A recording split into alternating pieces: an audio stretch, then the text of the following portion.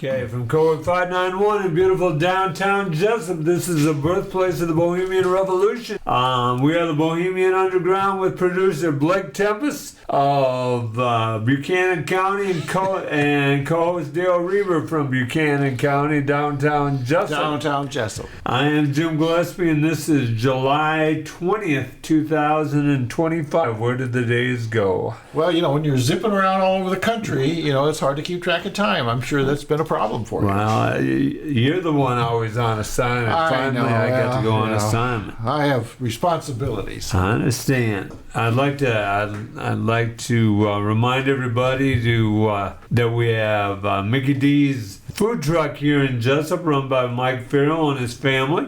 I'd like to suggest if you have a wedding or an event that you bring them out. They have wonderful pizza. They have sandwiches. Lobster sandwiches. Lobster.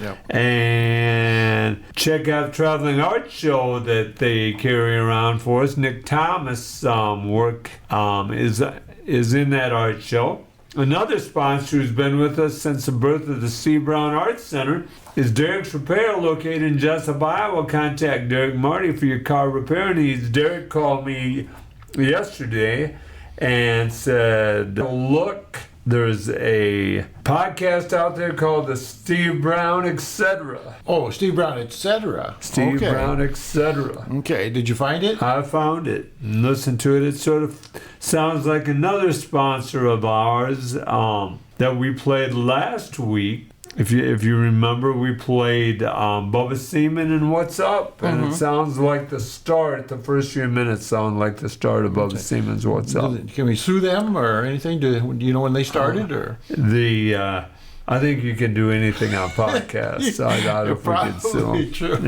Yeah. There's a lot of them being advertised now. More and more, like Jon Stewart that does the Daily Show. He's got a weekly podcast now. Yeah.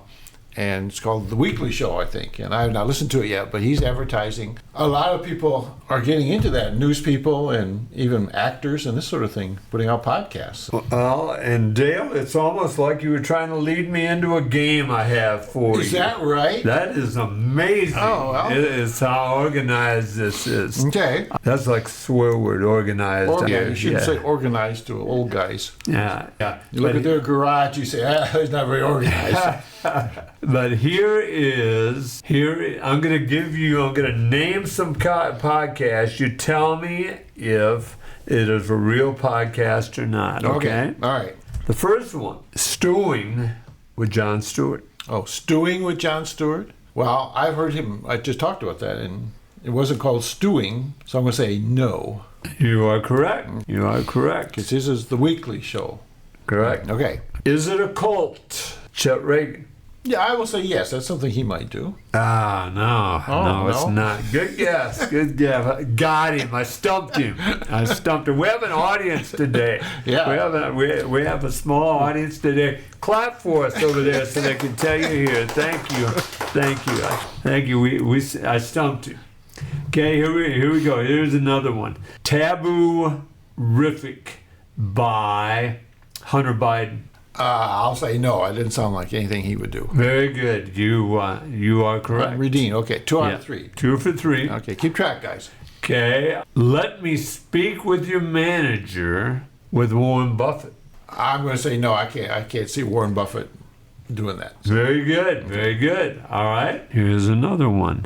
It is called just sermons. Sermons or sermons? Okay. Yes. Is it a podcast or not? Oh, okay. That's all you get is just the title of it. Yes. I bet there are. I would say yes. Yes, it is. What about Ola? I'll say yes. It sounds like it might be a possibility. You are correct. Okay. Interview 221. Yes, it is. I would right. say yes. Yeah. Okay. I was going to ask you, are you asking or telling me? Okay. And what was that called? Interview. Interview 221. I was just going to ask you, I don't think you'd probably answer, but does it have a little synopsis tell you what it's about? It doesn't. There's nothing. Okay. All right. What about COVID-19? I'll say no. I don't think you could talk that much about that. It is a podcast. It is a podcast. Yes. Okay. Yes. Okay. All right. One more. Okay. One more. No, that's too. I want to find a good one. A good one. Okay. Sheriffs in town. Sheriff in town. Sheriffs. Sheriffs, plural. Oh, sheriffs in town. I'll say yes. Not yet. Not It's these are from a list of it could be shows. Oh, okay. But they don't have that one going yet. They don't have that one Okay. going. They have All right. Law and Disorder, Law and disorder. Okay. Outrunning Justice. Yeah. All right. Olay Football, The Basketball Collective. So there must be thousands of podcasts out there, right? There are. We need to look up our ratings, Blake. Have you looked up our ratings lately? Are we still in the top 10?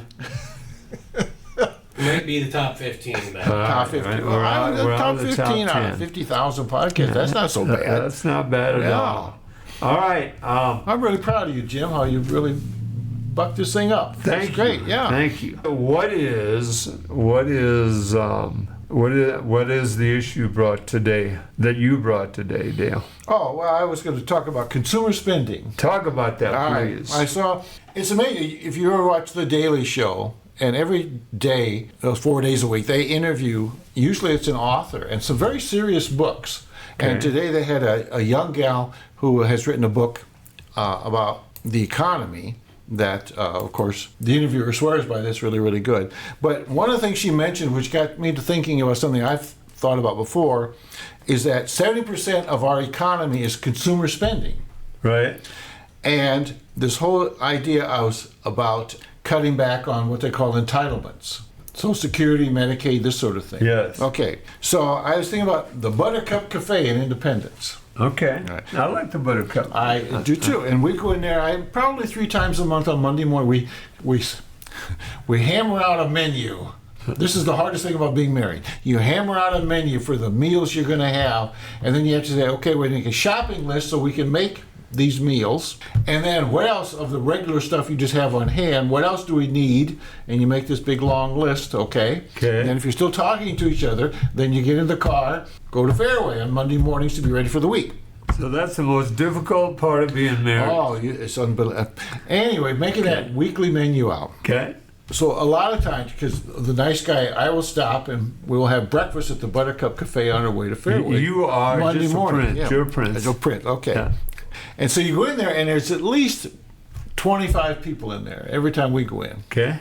All of them are graybeard, senior citizens, 95% plus, okay? Yes. And so they are eating breakfast and they are spending Social Security money. They're all on Social Security. Okay. And okay, so the Buttercup Cafe, it has owners that work there, and it has servers, 4 or 5 servers. It has a cook, so they're all being paid out of the Social Security money. Okay. That the cafe paid. They have cleaners. They have cost of doing business items, paper napkins, all that sort of thing. They have to buy food that they're going to serve. They're going to sell and serve to people. They got truck drivers bringing the stuff to them. They have farmers raising chickens, collecting the eggs, making bacon, this sort of thing. And then all of these servers and owners are paying taxes, income taxes, out of the money they make. All of this coming from Social Security. Okay. Okay. And I'm assuming, I don't know these people or how their business is doing, but every year they close for 3 weeks or so that the owners who are immigrants can go back to Europe to visit their family. So they must be doing, better than just subsistence wage. They're making money. Right. They have extra money they can spend. And so this is just a tiny little business, a small business that's making a difference in independence to several people. And this is all because of Social Security money. And now I don't know anything about because in Iowa it's bad because you can have a guy in torn overalls and a flannel shirt and a old hat that's a millionaire because of land that he owns. But for the most part, they're just regular looking people, just that they're older. And so every time I hear the government talk about they need to cut back on this money, the best thing that happened to the economy during COVID was what did the government do? I'll ask you that. Oh, it supplemented everybody's income. They sent a lot of money out to be spent. Universal basic income. Sure. There you go. And so the economy was strong. Mm-hmm. And when the people have money to spend, the economy is strong. And this gal said it's 70% of the economy, going by her. Right. But she said the economy, 70% of the economy is from consumer spending. I don't know, if you have $1 billion, when you get right down to it, really you're buying groceries, you're buying gas, you're paying for your electricity, this sort of thing. You're not buying a yacht every day or your own plane or this sort of thing. Those things happen, but they're not your everyday. Your everyday spending is what drives the economy. And so I just thought that was very interesting what she said, and that every time they talk about cutting back Social Security, or they'd be better off if they gave out, like you have suggested, more money to people to spend. That would keep the economy thriving much more so than this cutting back on everything and trying to eliminate spending. So anyway, that just got me to thinking about this, because I've often talked, I go in and say, oh man, Social Security people, they don't hide it under the mattress, they're out there spending it. And I think that does help in a big way keep the economy going. And so you're looking at me very severely, so I'm scared to ask you, but what do you think? No, I agree completely. The big beautiful bill promised Social Security that it wouldn't be taxed. Yeah. If you're not 65, let's say you're in the supplement, you're between 62 and 65, you're going to be taxed for it. Mm-hmm. Or if you are, after 3 years, that runs out. So they are not taking care of the graybeards that you talked about, Dale, like they are the CEOs of the Fortune 500s. Mm-hmm. Yeah. Isn't that funny? That's amazing. Yeah. So I just think it's terrible that the people that have the most money and don't need any more money are the ones that end up getting more money. And I don't know why they want it. Having a lot of money is a big problem. I mean, if right now you won one of those lotteries and you want sometimes $1 billion they get up to, well, that would be like a job that you would have taking care of that money. You would be going back to work managing that money, because you can't just put it in the back room in a big pile, and you have to do something with it. And so it would be a lot of work and a lot of worry. I have a plan. You have a plan? Someday I will. I hope I'm part of your plan, Jim. You're in now, Dale. You're in now. You weren't originally, but you are now. I have a brother-in-law. He worked in a factory for years. Everybody put their money together in the factory and bought lottery tickets. And he would just try. I said, "Well, if you hit," I said, "I don't want." But if I have $1 million, because we've been good friends a long time. If I give $1 million, well, he'd talk it over with his kids and see. He thought maybe that would be okay. Well, of course, he never won the lottery. Right. If he had, though, I think he would have taken care of me. But so I don't know. Just rambling thoughts. No, I like that argument, Dale. And you're preaching to the saved here. I really think, Bernie said before the Senate went on break that he's jumped the universal basic income. He's calling it a different thing. He's not going to give Andrew Yang the the credit. Yeah. But you're right. You need to put money in there. What do you think? I'm asking, Dale. I don't know the answer to this question. Of $100 that you earn, how much of that do you pay in taxes for, like, gasoline and everything? I'm talking everything, Dale. Income tax and Social Security and state income tax and all of that. Yeah. Well, if you spend $1, then you have to pay $1.07. That would be the sales tax. Yeah. Okay. If you buy gasoline, whatever you pay per gallon. In Iowa, they tax gasoline rather than having toll roads or anything. They put a tax on gasoline so that the people who are driving on the roads are paying for the upkeep of the roads. And so I don't know what it is, but if you buy, how many gallons of gas would you buy in a month? It doesn't matter. But the thing is, you pay taxes on that gasoline. Everything you buy, you pay taxes on. You might spend it could be even 50% of your $100 might be part of the tax problem. You think? I would agree with that. Europe, they claim in like the Norway and those places that have sort of a social government work 36 hours a week or whatever. they claim that their tax have social medicine. They claim their taxes are 51%. Yeah. So I would agree. You know, Yeah, we're not because I hadn't even thought about it. You know, out of the $100, they would take some of that from Medicaid, Medicare that you have to pay, and Social Security would come out of that. It's a tax too, and so that's another big part of it. And so, Yeah. did very well. Is the mayor in the house? This is Steve Brown Arts Center Podcast Network, and we're back at this Cowork 591 Studios, beautiful downtown Jesup. The Booster Club is meeting right out in front of us as we speak.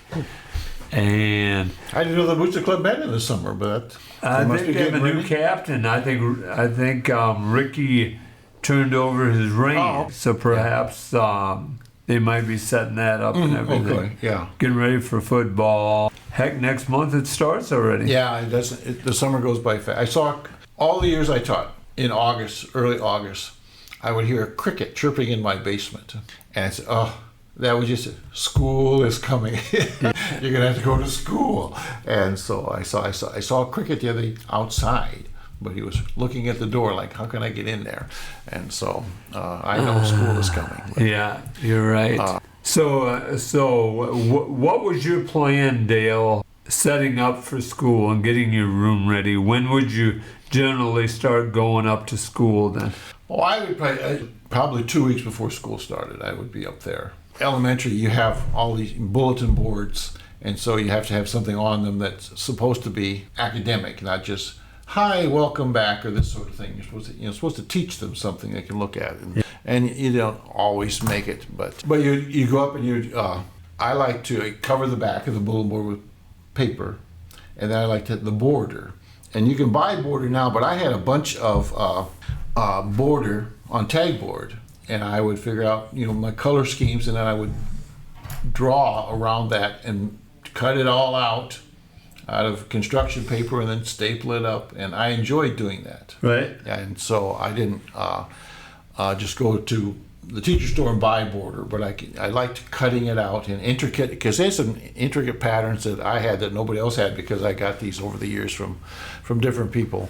But so I enjoyed doing that. And when I'd sit there and you had a wastebasket in front of you, and you're cutting out this border, intricate little things, and it's falling in the wastebasket, and you're just thinking about stuff. I don't know. And so that's kind of how I get ready, get the room ready.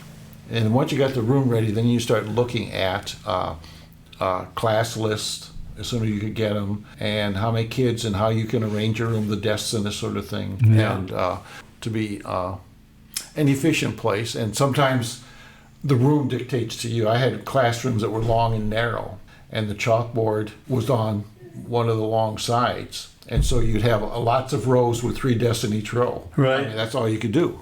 If you had you could have 3 rows long, but then the kids, every time you wanted to do something on the board, when I did a lot of that kind of stuff, everybody'd have to move their chairs, and it's just more hubbub than you want. And so I usually when I had that room, I just had a lot of rows with 3 desks in a row. And so, and then, you get the books out, you get the stuff on the kids' desks that they need to have.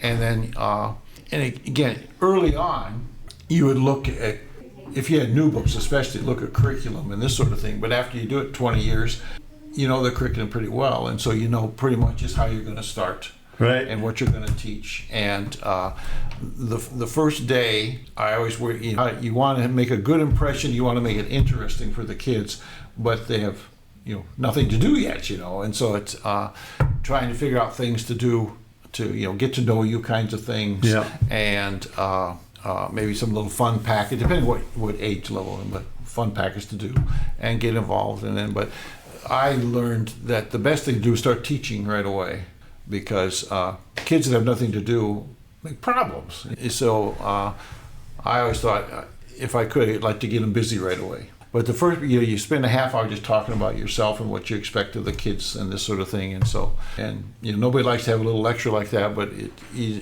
need to, there's some things you need to get out there. You got to do it. This is what it's going to be. And so, so anyway, but I always found it interesting. And then on the first day where you had to be there, you could go around and talk to people you hadn't seen also, and get caught up with the other teachers because you already had a lot done already. So, no, I liked having lots of time to do that kind of stuff rather than hustling and hurrying. The worst year I ever had was 1979, and we were adding a room onto our house, and it was getting into July and August and still going on, and I didn't have the time in my classroom before school started that I wanted, because I had to get that darn room done, right? Because there was a baby going to be born, and so anyway, so that was, I think, one of the worst times I ever had as far as getting started, because I wasn't really ready like I wanted to be. And so I know the high school, they just staple paper up on the wall and easy. pass out the books and say, all right, read chapter 12. Here is how, here's what I would do. I was like you, I'd go 2 weeks early, but I'd just go in the morning. Well, yeah, I didn't spend 8 hours a day there, but I would, in the cool of the morning was a nice time to go. I go 8 to 12, and if somebody was there, and then, hey, let's go out for lunch, and go get lunch, and talk. Like I said, generally the first 2 or 3 days, unpack the boxes and everything, put the books away, and then like you do the bulletin board, do those. Generally, I could get done through that by Thursday of the first week. By Friday, usually of the first week, we had our class lists and everything, and I could make the grade books out before the computer grade books came into effect, and I could do the attendance books, and I could. Did you learn that the hard way about not putting the names in the grade book right away, because it always changes? Yeah. So they move kids around or new kids come in, and so I learned that the hard way. Yeah, it was the first couple of years, and then after that I just did it on a paper until it was set. Sure. But it was, but I love that. The people that came in same time as I did, we had a chance to talk, and it was a chance to be social, like you said. I enjoyed that a lot. I look forward to that. There was a lot of teachers that did that, and I think the harmony we had even with the upper, like the high school teachers, and you got to know them because it was a smaller school district, and you had these times beforehand. But we had a real close staff. We did. People that cared about each other, would work together, and weren't, it's all me. I'm going to make myself better, but what can we do to make everybody better? Yeah. And so I always felt really just so in tune with the people I worked with, for the most part. It was just a wonderful time. So when you first start as a teacher, you don't want anybody else in your room, because you don't want to look bad in front of somebody. And after a certain time, well, heck yeah, come on, I want as many people in here as I can. Just a chance to for the fellowship, the brotherhood. And the students enjoyed that too. Well, yeah, because you taught students something just with your interaction with the other staff. And if you would kid back and forth with certain people, or if you had a lot of respect for someone and asked their opinion in front of the kids and this sort of thing about different things, you taught kids something there too. Yeah. And so I think you're teaching all the time. You're right. Whether you know it or not, they're watching. They are. Yeah, they are watching. And I learned that, and it's almost scary. Yeah, I got how they know you so well. I got a neat letter from a former student, and he said that exact thing. He said, as students, we were always watching, which was sort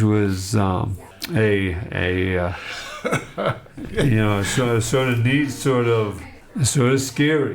We had BJ in the other day, and I see by the Facebook that they had their class reunion out at Harold's. Yeah. And what was there? I believe there was 20 of them, maybe, and still there.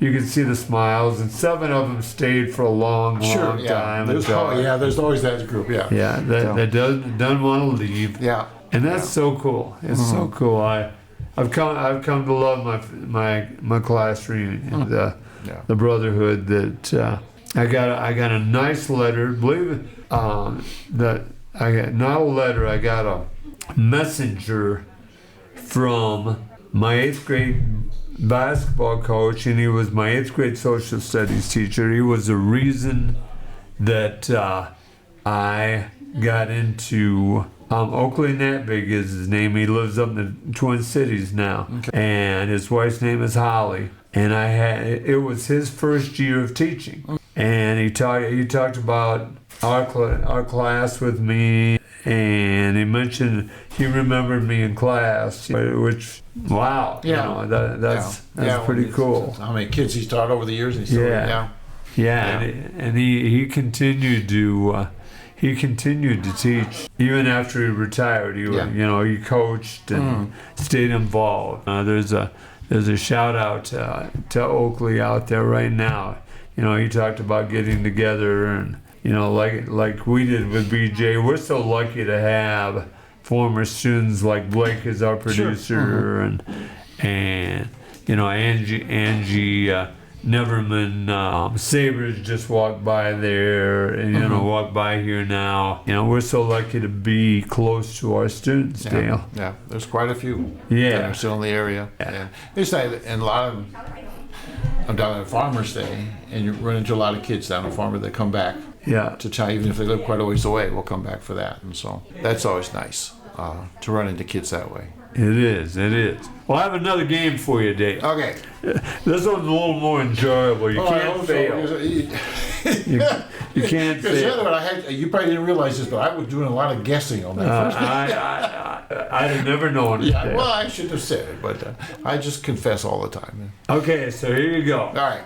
So do you know the coach Andy Reid? Yes, I do. Okay, so this game is called Looks Like. Okay. So Andy Reid looks like a small town sheriff that falls asleep while watching the prisoners, wakes up briefly to yell out, "Who's there?" Would you say he looks like that or not? I could go with that, yes. Yeah. Okay. What about Danny Ainge looks like a 6 a.m. tea time? Well, it's been a long time since I've seen Danny Ainge. I don't know. I could kind of. He had that tousled hair look, right?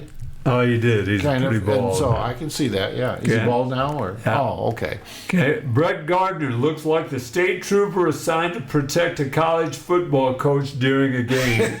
Don't you wonder about that? Have you ever been to the football game at Iowa City?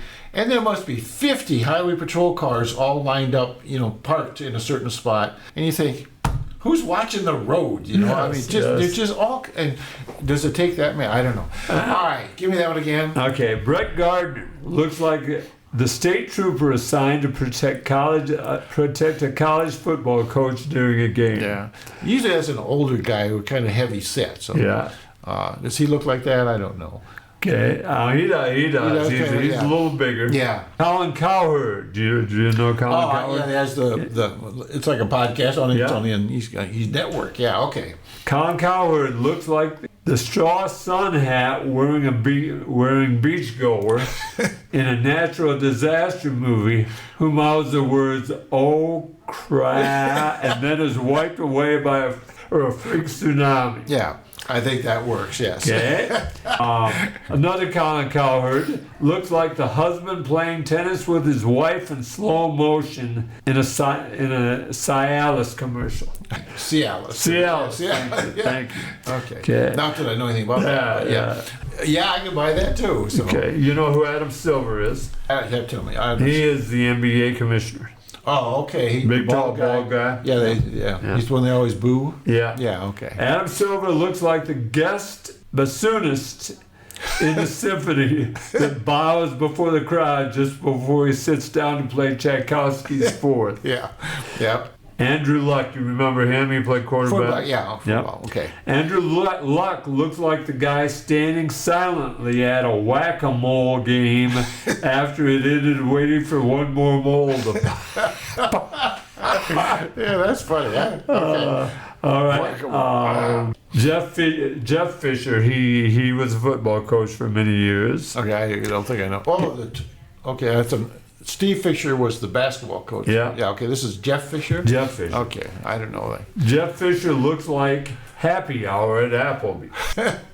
Okay. I don't know about that. So here's another Adam Silver one. Adam Silver looks like a teed up golf ball.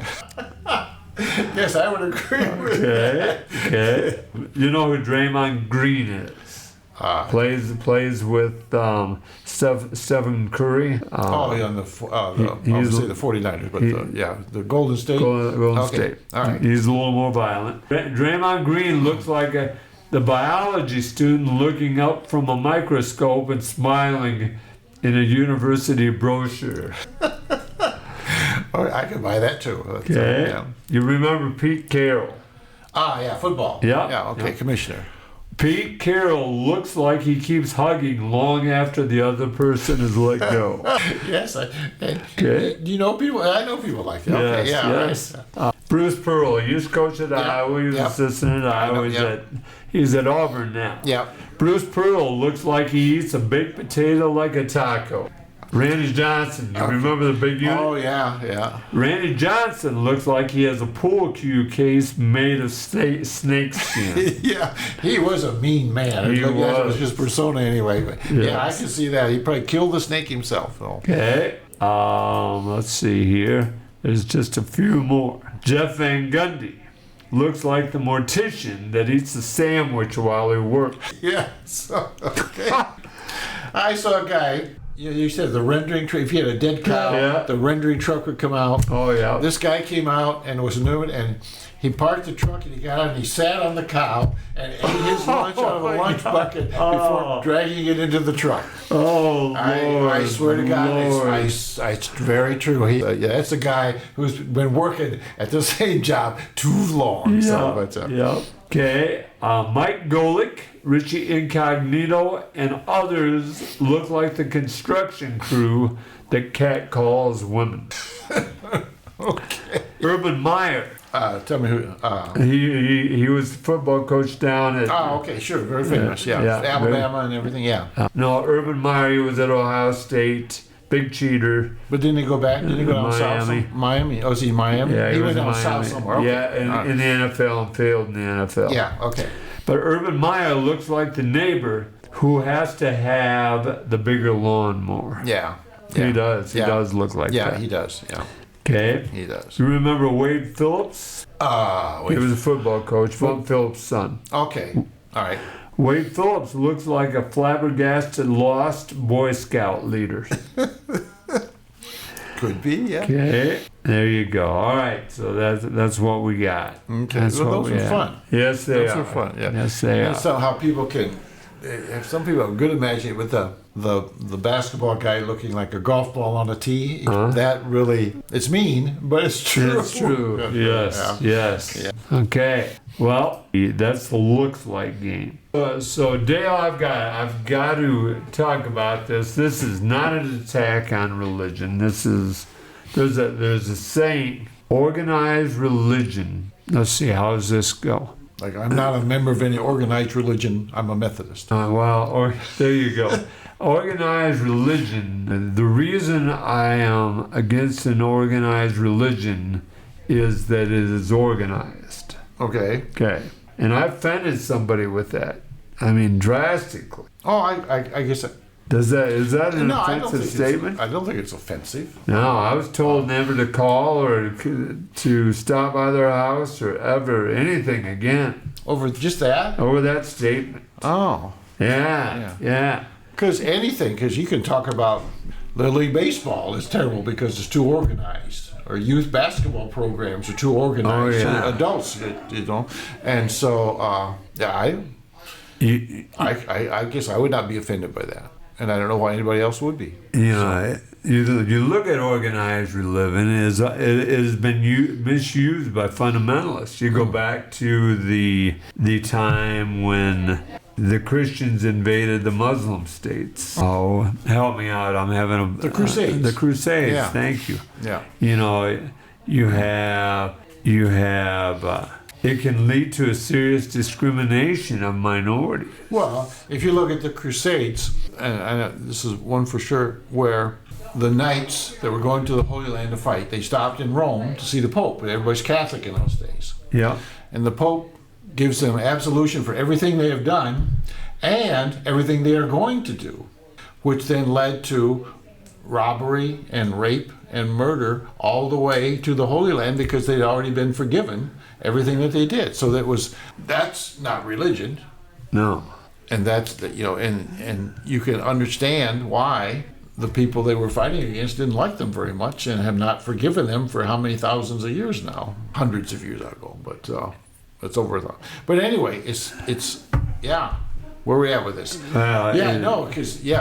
It's been used to keep people under control. Well, sure. Like the Puritans came to New England from across the ocean for religious freedom, but they didn't want to give anybody else religious freedom. Everybody had to do it the way they said they had to do it. Yeah. Well, if you go, a lot of churches are very structured. First you do this, then you do this, then you do this, and there's nothing new, nothing impulsive or spontaneous about the service is cut and dry, and that's the way it is. And many people like that. They do. They like that structure, but then others like it where the church kind of evolves and the church is breathing and living, and it talks about things that are more recent, or that they have a different view. They think that laughter and fun are a big part of life and a big part of religion, and they embrace that. Right. They're not sitting there with a frown on their face the whole time. And so religion is really it's a tough sell for a lot of people, just because they take all the humanity out of it. They do. I mean, You can't it help being is human. Go ahead. You're right. Yeah. Well, they do, because let's talk about the pillars of Islam, and I'm not attacking Islam, but you have that Muhammad is a prophet, and Allah is one God. And you have that everybody must practice the fast of Ramadan. You have everybody must make the pilgrimage. Yeah. You have to pray pray 5 times a day. Okay. It is. All religions have those. The Catholics have confirmation. For the most part, the Protestants have the belief in God, and that you teach the Word of God. Yeah. And that you drink the body and the blood, or eat the body and drink the blood. Yeah. It is, every religion has in some way, shape, or form, and I would argue that Islam, because Islam has similar Christian stories in the Quran, and of course Judaism has the first 5 books of the Old Testament in the Torah, and obviously, we being Christians have the Old and New Testament. The issue I have is the unacceptance of other people. Yeah. And their view. Yeah, it makes no sense. Jesup, we had 6 churches, 6 Christian churches, a little different one way or the other, going back to a founder who was not happy with the way it was, so they needed to change a few things. And so it seemed like we could all get along a little better. Yes, we could. This reminds me, and it probably won't all go together well, but DVR old movies when my grandkids are coming. And so one I did was Robinson Crusoe. And part of it is, Friday is this native that he saves, and then he teaches him to be his manservant, and then he eventually becomes his friend. But anyway, Friday, he's trying to teach Friday about the devil. And then Friday said, why doesn't God just kill the devil? God is all powerful. Why doesn't he just kill the devil and get rid of the devil? And Robinson Crusoe said, we have to have the devil so we understand the evil and stuff that's in our hearts and everything. And Friday's shrugging his shoulders and going, yes, but why don't you just kill the devil, then we don't have any of this evil. And you can see the Robinson Crusoe, he's working, his brain is working, but he can't come up with an argument. This savage native with no education at all. And it's a very humorous little part in this movie, but it's also very telling too. There's a lesson there if you listen to it. And I just thought that was very interesting. It's 1954, I think the movie was made. Dan O'Hurley, he was the star, and he was a young man then. And so, wow. It makes no sense. I kept an article here about capital punishment that I was going to go over, but it's making a comeback. And Florida now has a law that they can use practically any method they want to, because the Supreme Court, is not saying it's supposed to not be cruel or unusual punishment. That the definition of cruel and unusual is changing, but they have firing squad, nitrogen gas, the electric chair, lethal injection. All these are options, and some people, you look back, they were stoning and beheading, which beheading would probably be much more merciful than getting an injection where you suffer for 20 minutes before you die or whatever. Right. Because that's very quick, the guillotine or whatever. I mean, that's just boom. But executions are going up around the country. And, down in Texas, they execute more than anybody. Florida is real big. In South Carolina, on April 11th of this year, executors put a hood over Mikhail Madin's head, aimed 3 guns at his chest, and fired. His attorney who witnessed the execution called it barbaric, saying it was a horrifying act that belongs in the darkest chapters of history, not in a civilized society. Because only 2 of the bullets hit him. One guy missed. Apparently that caused this man to suffer for a few minutes because he didn't get all the kill shots he needed. Yeah. Excruciating conscious pain. And so to me, 4 states have legalized firing squads as the execution method on Mississippi, Utah, Oklahoma, and Idaho. There are people that ask for. But the thing, if you think about the first recorded murder that most of us know about is Cain and Abel. Right. Okay, Cain killed his brother Abel. There's a limerick. With the leg of a table, he slugged brother Abel and hollered, "Remember the Maine." But God's punishment for Cain was not an execution of any kind, but was what? He was banished. He was sent out into the wilderness on his own, and his name was cursed. But he was not killed by God. He was banned. That was the first punishment. The punishment for the first murder that was recorded in the Bible was banishment. The Jewish people, they use stoning.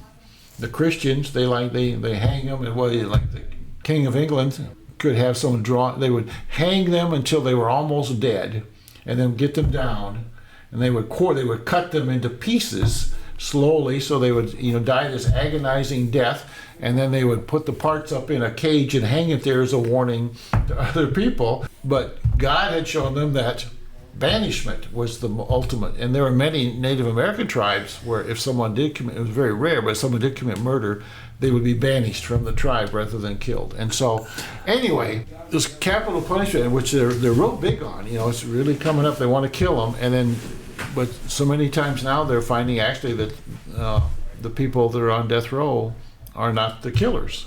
Using DNA evidence and this sort of thing, and there's a lot of mistakes made, and that actually it's cheaper to just keep a person in prison than to go through all that, putting them to death, all the appeals they have to have, and all because the last guy was like 20-some years ago, he committed the crime, and they just now got around to executing him. It took that long. Well, so I've always been against capital punishment because I don't think it doesn't keep anybody from murdering, and it's a far more expensive and not as good a punishment for people than being isolated, banished from society. So, thank you.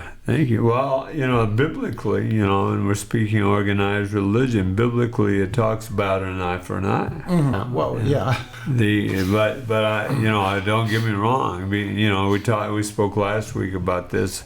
An eye for an eye makes the whole world blind. Yeah. So. And yeah, you do not want to base your life on things in the Old Testament. That was a whole different world, and we know a lot more now. And if you look at the teachings, if you're a follower of Jesus, then you follow the teachings of Jesus. Think of Jesus as a teacher, then he taught you that that's not the way to live. That the Old Testament laws are not the ones to follow. That's not the way to live. It was the new.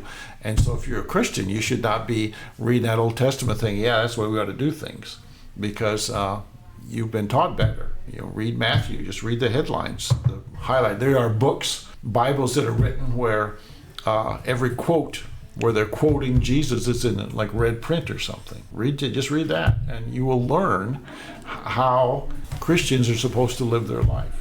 And you don't have to make it up or wonder. It tells you right there what to do. Yes. Jesus as the teacher. So if you think of Jesus as a teacher, then it's a lot easier to be a Christian, I think, than if you get into the more mystic kinds of things, which are very hard to understand for me anyway. All right. Well, this is Steve Brown Arts Center Podcast Network. I'm Jim Gillespie with Dale Rueber here, and we have a few announcements going on. Don't forget, we are showing Alex DeGreve over at M's Coffee. M's a wonderful supporter of the Steve Brown Arts Center. Don't forget that on July 30th. We're doing a live podcast. Blake, don't forget we're doing it in your hometown over there. Do you call that home or do you call it Jesup home now, Blake? I call it home, but Jesup is always home. Jesup is home. That's where you call it home. Interesting. I was going to ask you, the July 20th, the musicians jam session? That's this Sunday. Oh, okay. So doesn't matter where it's going to be yesterday. Yeah, okay. Sorry. Well, where was it held? It was at the Land of Corn Park. Oh, okay. Because it just says here. And no, I was in Michigan that day, so I was not able to attend. But there's another one coming up. I think those would be interesting to go to. It is the third Sunday of every month. Yeah. Okay. 591 Co-work 591 this next week has got the Dragon Express food truck on Tuesday from 11 to 2. And then Judy's food truck is here on the 24th, Thursday, and they're here from 3 to 7, so it must be more a dinner time kind of thing rather than lunch. Have you heard anything from Judy? I have not had anything from Judy's food truck. I haven't either. But there's still 2 more than the last week of July also. What are those? From 11 to 2 on the 28th, which is Monday, and Bowls of Love. 11 to 2 on the 30th. So, breaking news: Gibby has bought that little cafe downtown Independence, not on the same block as across from M's there. Yes. Oh, from okay. M's. They bought that. Okay, so Gibby's is doing that. Well, they are also doing that. Yeah. Okay. Yeah. Because I did not know that. So they're really branching out. So a few things in the library. Did you know about that? They're still doing the exercise group at 8 in the morning on Monday, Wednesday, and Friday, and card games Tuesday at 1 o'clock. You just got to show up. On July 25th, which is a ways away, but not really that far, I guess now. At 10 o'clock, they have Crafty Creations, and they have a new craft for those 10 and older, and you need to call and let them know you're coming. The International Supper Club is on Wednesday, July 23rd at 5, and you need to register for that. And they have a International Dishes Potluck style. You need to register. Little Tot Stories, get those kids reading, and very important, is Thursdays at 10:30. The Family Lego Challenge is on Tuesdays at 6 o'clock, and we went to that. We have grandkids visiting. We went there last night and built some things. They have some big buckets of Legos. How are you with Legos? Well, there? actually, if you're with my grandkids, you don't get to play much. I gotta go play. So okay, all right. I have one grandson, and I'm not downplaying any, but one grandson that's really big into Legos, and he has made a Titanic that's almost as long as his table. Oh. He's into some really big stuff, and I think his dream job when he graduates from high school is they have these Lego crews that go around and build. If you go to the Science Center in Des Moines, they have the Golden Gate Bridge and huge Lego project. Well, they have people that actually go and put those things together for the Lego people. And I think he would love to get that kind of job. But they are just huge and take hours and sometimes days to put together. But these guys figured it out. But yeah, they had the Golden Gate Bridge, and they had this, the Twin Towers, I think, or the statue, I don't know, not the Statue of Liberty, but the Empire State Building, and just huge things that they have built. Koenig Stadium, you can build that with Legos. It's amazing what you can do with Legos. And so I think that would be his dream job when he gets out of school. So that's cool. The Mega Foam Blaster Sundays on July 27th at the Independence Riverside Park. It's one of the most popular summer events, so you can, I don't know, it just seems like it'd be fun to blast somebody with a bunch of foam. The Dino Dimensions Wednesday is July 30th at 10, and it's a fast-paced and extremely exciting show for summer reading programs. Got 4 realistic-looking animatronic dinosaur puppets that will have the children second-guessing if they are real or not, and that's in the City Hall basement. And so it sounds like that'd be really a lot of fun for kids. Cooking for 1 or 2. This is so we should go. We both could hit. On Thursday, July 31st, 1 and 2 person households are the fastest growing segment of the population, and stay independent. So, I know we should using new recipes. Where is that at? It's a library program, and it just says, so I'm assuming it's at the library. And they give you recipes. Well, I'm assuming so, or at least otherwise wouldn't be. Read that again for me, will you? Says, 1- and 2-person households are the fastest growing segment of the population. Stay independent. Pre-registration required. So it's at 1 o'clock on Thursday, July 31st. So I'm assuming it has ideas and menus for 2-person or 1-person families as far as meals to cook without having to eat it for 5 days in a row after that. I would hope that's what it was. That would be my guess, is that things you can do. So movie Mondays aren't starting again until in October. They have stories, crafts, and more Wednesdays at 10 o'clock every Wednesday. Color Your World, they're going to do Africa, July 23rd. And the Blank Park Zoo is visiting July 29th at 11 o'clock, all ages. And I'm assuming they're bringing, it says, see what animals they're bringing. So that if you want to see some zoo animals, and that's also the City Hall basement. And so anyway, the library's working hard over there and doing a good job. All right, I've got a few announcements to the Steve Brown Arts Center for the rest of July here. And this is today, July 16th, is when this podcast was recorded, from 5 to 7. And anybody who wants to is more than welcome to come down and sit with us, watch us, and be on if they want to. Chime right in, Yeah, July 17th, we're showing Nick Thomas's work, pop-up work in Fairbank, if it is not raining. Yeah. It's been raining a lot here lately. July 20th, a jam session at Land of Corn Park in Jesup from 2 to 3:30. July 21st, Sprouting Singers at Jesup Public Library, led by Dr. Jessica Saunders from 10 to 11. July 23rd, a podcast from 5 to 7 at Cowork 591 Studios here. July 25th, Brass Band. I got it right. Well, I don't know if you did or not, but I'll take your word for it. Yes, I did. In Raleigh City Park from 7 to 9. Okay. Dale. Yeah. Then the next day, you and I and Deb are going to a plain art show down in Atkins. Yeah. That's not sponsored by the Steve Brown Arts Center, but it is at a flower farm. That we're going to. We probably want to get there around 10:30. There's music and there's 30 or 40 artists and so I look forward to that. Yeah, I think it'll be fun. Then July 28th, the artist collaboration in Jesup American Lutheran Church from 6:30 to 7:30.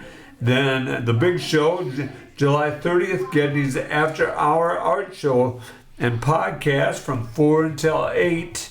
At Gedney's in downtown Independence, and we're doing our podcast from there. We're showing artist Rex Nielsen. He's been on the show. We're showing John Decker. We're showing Garrett Ficken, and we are showing Tim Kemmer. Okay. Those four are going to be showing at Gedney's. What day is that again? That's July 30th from 4 until 8. They will have something to eat. I don't think they're giving meals or having meals, but the baker is, I believe it's Cassidy. It used to be Cassidy Block. I don't know what her married name is. Okay. But she's a Jesup girl. Okay. And does just some stuff that is just scrumptious there. So I'd like to see everybody come to that as well. Are we going to start at 5 still? Or? We will start at 5. Blake, of course. Blake won't have so far to drive, will he? That's right, just down the street. Yeah. Don't forget, we're showing Alex Grievedems right now. Don't forget our 24-hour Mustang camera, sponsored by Joe's Pizza in downtown Independence. We need audience help to meet 12 artists, and we're pretty close to have met the 12 artists for the year, Dale, actually. Yeah, I would think so, because you mentioned a lot of people. Yeah. I have one more, and we need one more artist to show. I'm trying to convince Annika Wall to show in Ems December. And Annika is like me, she's shy. Okay. Okay. All right. If you'd like to donate to the C. Brown Arts Center or have an idea for an event, go to the cbrownartscenter.org and follow the link. If you have news or would like to sponsor us, email us at jim@cbrownartscenter.org or call 319-290-0241 and leave a message. I'm Jim Gillespie with co-host Dale Rueber and producer Blake Tempus. Our thanks as always to Kelly C. Haas and Sean Westfall here at Cowork 591 for hosting us and sponsoring us. It's a big deal. Yeah. It is a big deal. Helps out an awful lot. Yeah. Thanks to the audience for bringing these stray dogs into your life. Remember, each day is about little victories.